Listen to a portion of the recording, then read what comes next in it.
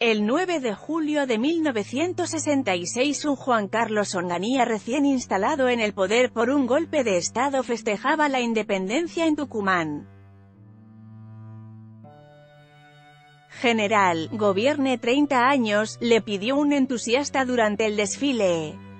Duró solo 4 años en la Casa Rosada, pero abrió uno de los períodos más violentos de la historia argentina. Juan Carlos Onganía ejerció la presidencia de facto entre 1966 y 1970. Aquel 9 de julio de 1966 había caído sábado y hacía un calor inusitado.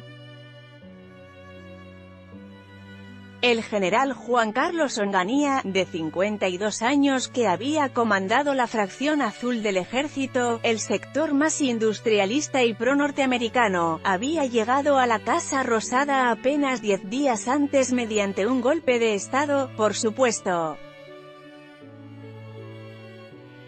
El dictador llegaba temprano a la histórica Casa de Tucumán, no quería perderse la foto. Se cumplía el sesquicentenario de la independencia, como se lo nombraba en las escuelas. Justo 150 años atrás, congresales de muchas provincias habían firmado una declaración de independencia a cualquier potencia extranjera. La proclama fue escrita en español, aymara y guaraní. Por suerte, en aquel 1816, un auténtico general, José de San Martín, había trazado un plan para que las palabras fueran empuñadas por los soldados que cruzaban los Andes y sellaran con hechos las declamaciones. Onganía no tenía mucho del aura sanmartiniana, mucho menos su sentido de renunciamiento. La nación lo definía como un fanático de la disciplina y el orden, que respetaba por sobre todas las cosas la costumbre de hacer el asadito de los domingos. Algunos de sus oficiales, en cambio, lo llamaban el caño, por lo recto y por lo hueco.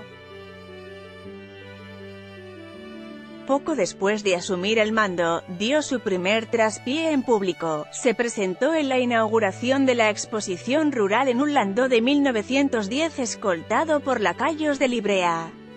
El gesto, casi imperial, fue muy mal recibido. Un día de calor el desfile fue en la avenida Mate de Luna, a los costados se juntó una multitud. Trajeron tropas de todo el país. Me acuerdo que desfilaban las brigadas de montaña con los esquíes en los hombros y el equipo de nieve. Varios de los colimbas se desmayaron del calor, recuerda Marcos Tair. Tair por entonces tenía 18 años y trabajaba en una librería. Poco tiempo después se iniciaría en el periodismo, siguiendo los pasos de su padre, Juan Octaviano Tair, que por entonces era jefe de prensa de la Federación Obrera Tucumana de la Industria del Azúcar, FOTIA. Casa de Tucumán, y Stock Tucumán no era solo el jardín de la República o la cuna de la independencia, allí estaba la FOTIA, uno de los sindicatos más combativos de la Argentina. Los ingenios azucareros endulzaban a todo el país y sus dueños, multimillonarios, contaban con precios acordados con las autoridades y distribuidos por cupos a través de la Dirección Nacional del Azúcar. El diario más leído en la provincia era y es La Gaceta, de la familia García Hamilton, siempre muy atento a los intereses de los industriales azucareros. Al día siguiente, en La Gaceta se publicó entrecomillado lo que un hombre del público le había dicho en alta voz a Onganía: general, gobierne 30 años, le cuenta Taira Infobae. La idea, temeraria, de Onganía, era quedarse 10 años en la Casa Rosada. El entusiasta asistente al desfile consideraba que era muy poco. El dulce amargo. En su novela El sexo del azúcar, el escritor Eduardo Rosenzweig narra la vida de Clodomiro Ileretti y el ingenio Santa Ana. En los tiempos de la presidencia del tucumano Nicolás Avellaneda, en la década de los 70 del siglo XIX, Hilleret se había dado el gusto de que el paisajista Carlos Tay se desplazara hasta su ingenio y le diseñara los jardines de su casa. No solo eso, el tren llegaba hasta Los Canchones y también hasta su Petit Chateau. La contracara de la abundancia eran las largas jornadas laborales y salarios menos que mínimos.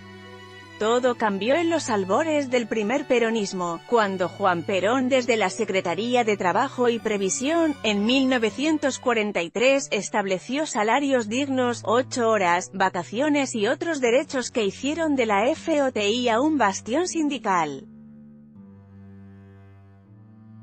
En las elecciones, el peronismo solía arrasar en la provincia.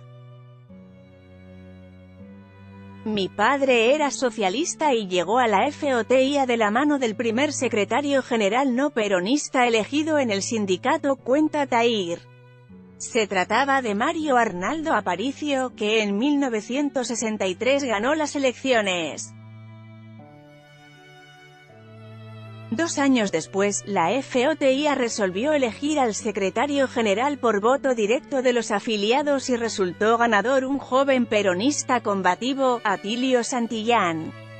Atilio Santillán, secretario general de la FOTI a Onganía, tenía muy claro que contaba con el respaldo de muchos dirigentes gremiales a los que llamaban participacionistas y que no iba a transar con los que se opusieran al modelo corporativo que quería imponer.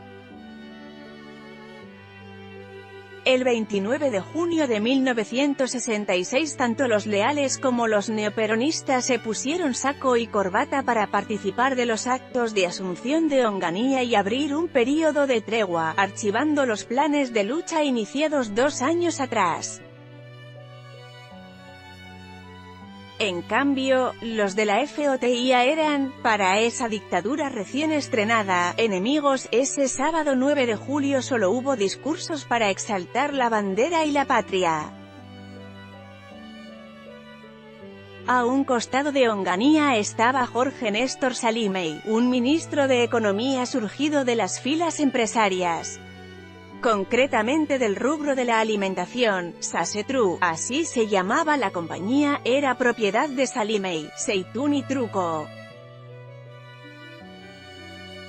Maximalismo. El año 1965 había sido de ebullición política y sindical en Tucumán.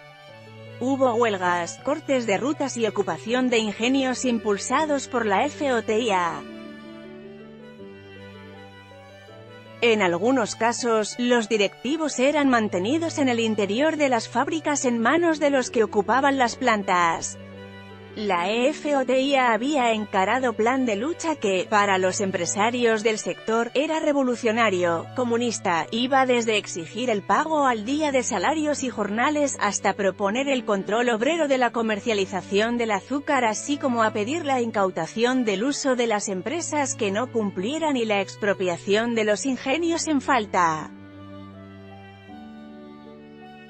Mario Santucho, jefe del Ejército Revolucionario del Pueblo, ERP. A todo esto hay que sumarle que en las elecciones de ese 1965 se había sellado una alianza entre sectores del peronismo, la izquierda y la poderosa FOTIA. Del acuerdo participó un joven contador proveniente de una familia tradicional santiagueña, Mario Roberto Santucho, quien 5 años después sería el jefe del Ejército Revolucionario del Pueblo, ERP. Ese año, en alianza con sectores marxistas que no propiciaban la lucha armada, Santucho impulsó la creación del Partido Revolucionario de los Trabajadores PRT. Entre los diputados obreros elegidos en las elecciones de 1965 estuvieron Leandro Fote y Simón Campos. El primero era un hombre de confianza de Santucho. Campos, un histórico del sindicalismo combativo peronista.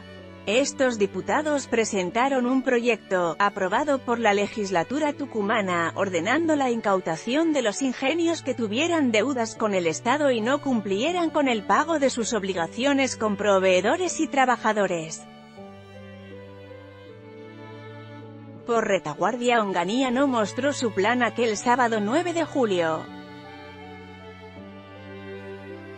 Sin embargo, apenas 44 días después, por cadena nacional, el ministro Salim Meid dijo que el Estado Nacional no iban a mantener a los 11 ingenios que presentaban altos pasivos y pedían más cupo de azúcar a la Dirección Nacional del Azúcar.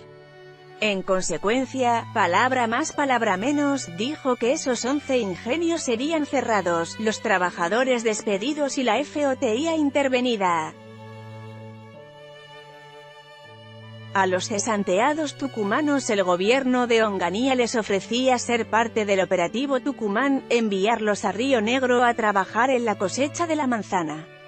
La tapa de la Gaceta con la muerte de Gilda Guerrero de Molina. La FOTIA se opuso. Atilio Santillán desconoció a los interventores de su sindicato porque lisa y llanamente habían borrado de la FOTIA a los delegados de los ingenios cerrados. El plan de Salim Meid no cuajó y el ministro debió renunciar, pero el sueño de Onganía seguía vigente: encaminar la Argentina con un plan a 10 años. Los sueños de los obreros despedidos eran menos ambiciosos: recuperar las fuentes de trabajo. Para eso hacían ollas populares, se quedaban a dormir en las fábricas, reclamaban todo lo que podían hasta que los gases lacrimógenos y los bastones largos ocupaban el territorio. Pocos días después de que Salim Meid dejara la silla ministerial, las balas policiales mataron a la joven Gilda Guerrero de Molina en las inmediaciones del ingenio Santa Lucía. Fue un 12 de enero. Una joven obrera se convertía en la primera víctima mortal de la dictadura de Onganía. Cordobazo y final. El fin de los días de Onganía se selló en Córdoba el 29 de mayo de 1969. El estallido de obreros y estudiantes desbordó a la policía cordobesa y el jefe del ejército era por entonces el general Lanuse, quien demoró la participación de esa fuerza en la represión. Las puebladas se extendían por todo el país y la resistencia subía de tono. En 1970 distintas organizaciones armadas irrumpían en el escenario político. El Cordobazo LRP tenía una base fuerte en Tucumán. Mario Santucho, contador del sindicato del Ingenio San José, era el líder LRP. Montoneros hacía su aparición con el secuestro y muerte del general Pedro Aramburu. Onganía, muy golpeado, se fue a su departamento frente a las barrancas de Belgrano. Tras un interinato de un general de escritorio, Lanuse se hacía presidente a sí mismo. Perón ya preparaba una estrategia para volver al país, y volvió. Tucumán arde en mayo de 1973 con la llegada de Héctor Cámpora al gobierno. Atilio Santillán recuperó la conducción de la FOTIA.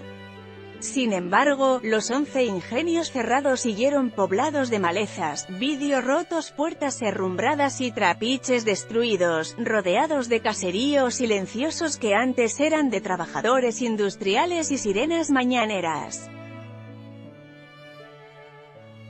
La inacción del nuevo gobierno peronista en materia azucarera llevó a una gran huelga en 1974.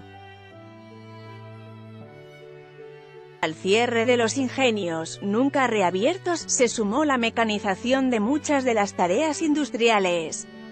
Eso significó más despidos. A la par, el ERP decidió poner en marcha la guerrilla rural y el gobierno de María Estela Martínez de Perón convocó al ejército para terminar con ese desafío. La guerrilla en Tucumán. El operativo Independencia fue mucho más allá que la persecución en los montes tucumanos. No hubo activista estudiantil, de la vida laboral, cultural o profesional, que no sufriera el terror. Cuando era inminente un nuevo golpe de Estado, Atilio Santillán fue asesinado a balazos. Fue el 22 de marzo, en las oficinas que la FOTIA tenía en Buenos Aires. Los diarios informaron que un comando del ERP había asesinado a Santillán por haber entregado militantes a los militares. Muchos creyeron que era una operación del ejército para desprestigiar a la guerrilla. Sin embargo, tanto el Estrella Roja, ERP, como el combatiente, PRT, asumieron que un comando guerrillero había matado a Santillán. Marcos Taire inició hace años una investigación para tratar de desvelar quién mató a Santillán. Infobae accedió a ese minucioso trabajo, aún no publicado. Taire contempla como posible que se tratara de una acción del ERP, pero no descarta la hipótesis de un atentado realizado por los militares simulando ser un comando guerrillero. A principios de 2012, una mujer se puso en comunicación conmigo. No quiso identificarse y pidió ser escuchada para relatar su supuesta e involuntaria participación en el asesinato de Santillán. Dijo que era prisionera en un centro clandestino desde hacía casi un año. Que era prácticamente una esclava obligada a mantener relaciones con uno de los jefes de dicho centro. También que tanto ella como otras dos compañeras que sobrevivieron fueron obligadas a acompañar a grupos de tareas cuando salían a operar. En su caso, afirmó que esa mañana de marzo de 1976 fue en uno de los autos que utilizó la patota para asesinar a Santillán.